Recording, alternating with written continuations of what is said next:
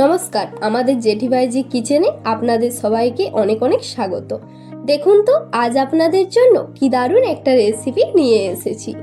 এই ফ্রুট সাবুদানার রেসিপিটি আজ আমরা খুব সহজে আপনাদের তৈরি করে দেখাবো।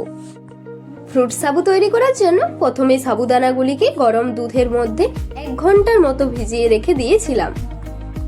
একটি পাত্রে আপেল, বেদানা, শসা, পাকা কলা ও নারকেল কুচিয়ে নিয়েছি। এরপর সবকিছুকে এক এক করে সাবুটার মধ্যে দিয়ে মিশিয়ে নেব।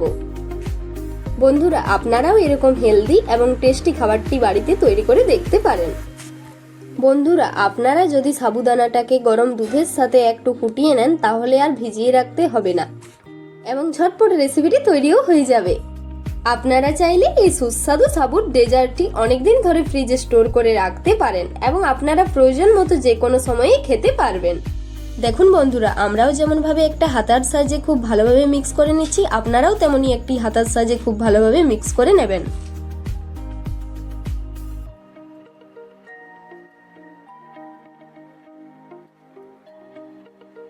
এরপর পরিমাণ মতো চিনিও দিয়ে দিলাম।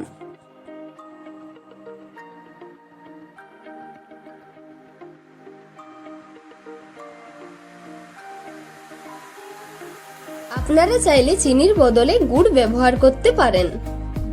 এরপর সমস্ত উপকরণগুলিকেই খুব ভালোভাবে মিক্স করে নিতে হবে।